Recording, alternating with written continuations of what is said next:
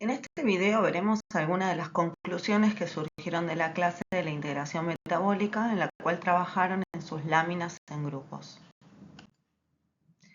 Primero pensemos esto, la regulación de la glucemia es la base de la integración metabólica. La glucosa en sangre está regulada en límites muy estrechos que va entre 70 y 110 miligramos por decilitro. Cualquier situación que lleve este valor por fuera de su rango de normalidad lo que va a hacer es generar situaciones de hiper o de hipoglucemia. Para mantener esa glucemia normal, entonces, luego de una ingesta, si la glucemia sube, la relación insulina-glucagón también se verá elevada. La insulina es una hormona hipoglucemiante que lo que intentará hacer es incorporar esa glucosa que acabamos de consumir al interior de la célula para distintos fines. Por el contrario, en situaciones de ayuno, la glucemia baja. Por lo tanto, acá la relación insulina-glucagón desciende, es decir, se hace mucho más presente el glucagón que la insulina. El glucagón, en este caso, es una hormona hiperglucemiante. Lo que intentará hacer es sacar la glucosa de la célula y liberarla a circulación. Veamos acá, ¿qué sucede en saciedad? ¿Sí? Si lo que vemos es en este cuadro, en el primero, donde está la línea verde, vemos los niveles de glucosa, cómo van aumentando luego de las ingestas. Fíjense, la insulina acompaña ese aumento. En el desayuno hace un pico, luego en el almuerzo y luego en la cena. Es decir, que la insulina acompaña situaciones postprandiales. Acá vemos un poco el trabajo de ustedes en la clase de integración metabólica. Continuando con la situación de saciedad, vemos como la glucosa se activa primero, siempre dentro de la célula para que esa glucosa no salga, se activa glucosa 6-fosfato, siendo esta una encrucijada. Esa glucosa 6-fosfato se puede dirigir a su guardado en forma de glucógeno, reserva energética en músculo y en hígado, puede ir a glucólisis, a oxidarse con fines energéticos, o puede seguir la vía de las pentosas. Fíjense, la glucólisis por defecto nos dará algunos intermediarios como la dihidroxiacetona fosfato que puede servir a la formación de glicerol en el tejido hepático para la síntesis de triglicéridos. Vemos acá cómo sucede lo mismo, ¿sí? Fíjense, la glucosa 6-fosfato, dihidroxiacetona fosfato, que este intermediario puede derivarse hacia la lipogénesis, pero también parte de esa glucosa va a finalizar la vía glucolítica y terminará en piruvato. Ese piruvato ingresa a la matriz mitocondrial para su decarboxilación oxidativa y forma acetil-CoA, que intentará ingresar al ciclo de Krebs. Acá lo importante es que este acetil-CoA que ingresa al ciclo de Krebs es tanto, situación postprandial, estamos con esta vía que marco acá muy estimulada, por lo tanto mucha glucosa, mucho piruvato, mucho acetil-CoA entrando a la matriz mitocondrial, empieza a saturar el ciclo de Krebs y se empieza a acumular el primer intermediario que es el citrato. Ahora, ¿qué importancia tiene esta acumulación de citrato? Fíjense, se acumula citrato, acá lo tenemos, ¿sí? En la matriz mitocondrial, en esta lámina la vimos bien delimitada, y ese citrato, por la lanzadera del citrato, hace que el acetil-CoA se haga presente en el citosol. Es decir, ese acetil-CoA está atrapado en la matriz mitocondrial, viene del piruvato, viene de la glucosa, viene de la glucólisis, entra el ciclo de Krebs, primeros pasos del ciclo de Krebs, hasta que se empieza a acumular citrato. El citrato sale por la lanzadera del citrato y fuera de la matriz, es decir, en citosol, se desdobla en acetil-CoA y oxalacetato. El oxalacetato puede regresar, pero el acetil-CoA en el citoplasma se dirige hacia la síntesis de ácidos grasos y hacia la síntesis de colesterol. Acá lo vemos, miren. Síntesis de ácidos grasos, síntesis de colesterol. Los ácidos grasos junto con el glicerol que venía de la dihidroxi, acá la tenemos, van a hacer lipogénesis, síntesis de triglicéridos. Y todo este acetil-CoA, insisto, presente en el citosol, proviene de la lanzadera del citrato. Ese acetil-CoA se dirige en citoplasma en saciedad a la síntesis de ácidos grasos y a la síntesis de colesterol. Este es un punto importante de la integración metabólica, como una vía de glúcidos, de descomposición, de oxidación de glucosa, puede alimentar la vía lipogénica. Por otro lado, dijimos que esa glucosa iba a la vía de las pentosas también. La vía de las pentosas, en este punto, lo importante es que genera NAD-fosfato reducido. Este NAD-fosfato reducido, fíjense acá hay una linita pespunteada, este NAD-fosfato reducido es la coenzima necesaria tanto para la síntesis de ácidos grasos, acá podríamos decir que no va directo a la lipogénesis, sino a la síntesis de ácidos grasos, acá, y a la síntesis de colesterol. Es decir, toda la vía de los glúcidos ayuda a la síntesis de triglicéridos. Ahora bien, acá vemos nuevamente, muy bien en esta lámina, glucosa 6-fosfato como encrucijada hacia la síntesis de glucógeno, hacia la vía glucolítica o hacia la vía de las pentosas. Y cómo, ¿sí?, hay una relación entre este acetil-CoA que viene de la vía de la glucolítica hacia la síntesis de tanto ácidos grasos como colesterol. Fíjense, acá aparece el malonil-CoA como intermediario de la síntesis de ácidos grasos.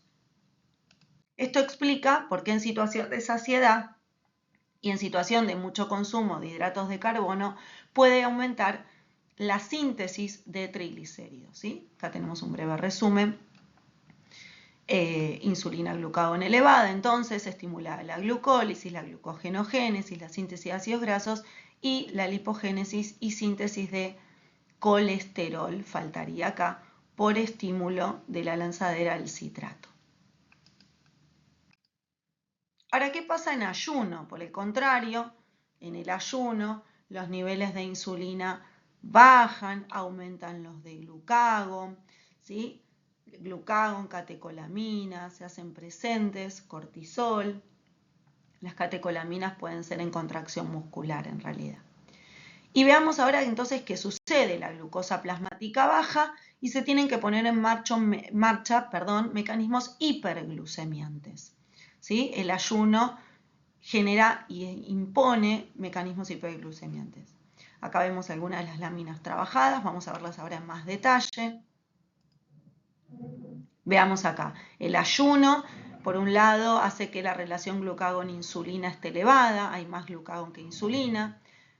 Veamos de qué manera puedo yo regular la glucemia. Por un lado, glucogenolisis, dice esta lámina. Perfecto.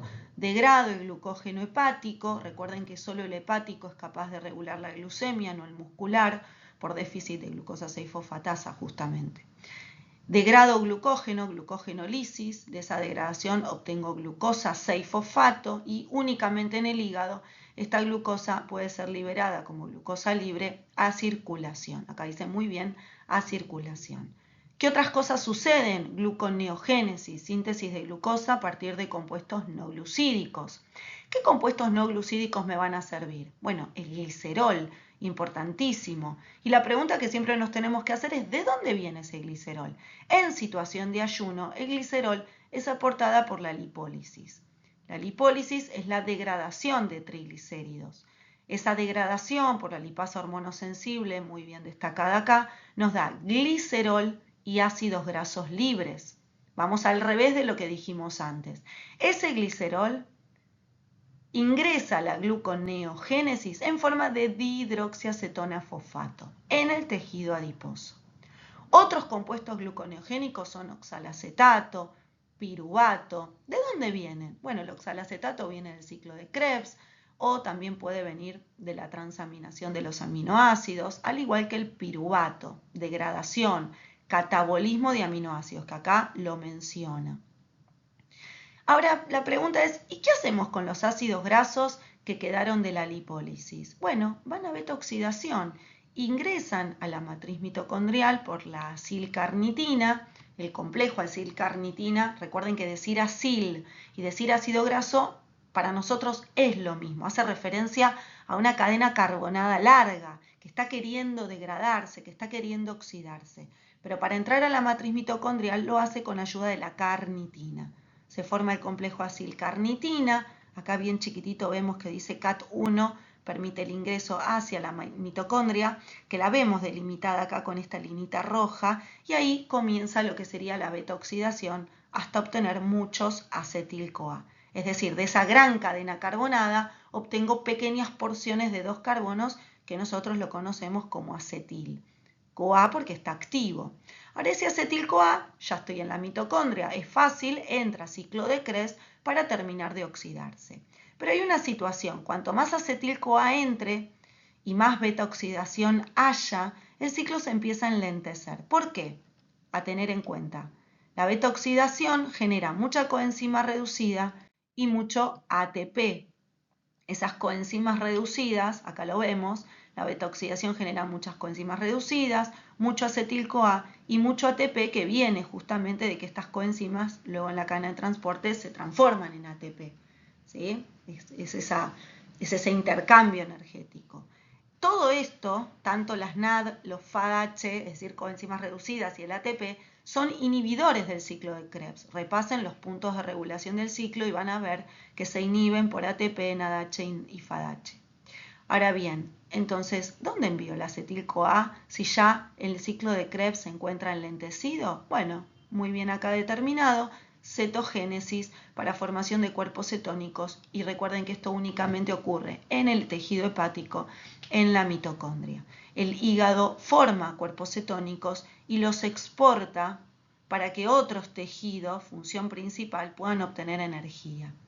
¿Sí? Esa es la cetólisis, es decir, la génesis de cuerpos cetónicos, la cetogénesis, ocurre en el tejido hepático y la lisis, la degradación para obtener energía, ocurre en los extrahepáticos. El hígado los forma y los exporta a otros tejidos, para evitar que esos tejidos usen glucosa, ya que tengo poca glucosa. Estoy en ayuno, recuerden. Acá tenemos otra lámina hermosa, acá muy bien se entiende todo. Ayuno, no ingesta de hidratos, dicen los compañeros, baja el glucógeno, aumenta el glucagón, y disminuye la insulina. Hay lipólisis, el glicerol ayuda y alimenta la vía de la gluconeo por la dihidroxiacetona fosfato. Los ácidos grasos van a beta oxidarse, genera mucho acetil-CoA que entra a la formación de cuerpos cetónicos, acá lo tenemos, y cetólisis por tejidos extrahepáticos. Gluconeogénesis, bueno, el glicerol era un compuesto gluconeogénico, dijimos que el oxalacetato y que el piruvato y el lactato también. Siempre traten de tener en cuenta de dónde vienen esos sustratos, acá los tenemos, y hacia dónde se dirigen. Siempre es importante entender esta dirección que toman los sustratos, tanto desde dónde vienen y hacia dónde van. Muchas gracias. Les compartimos acá un poquito de lo trabajado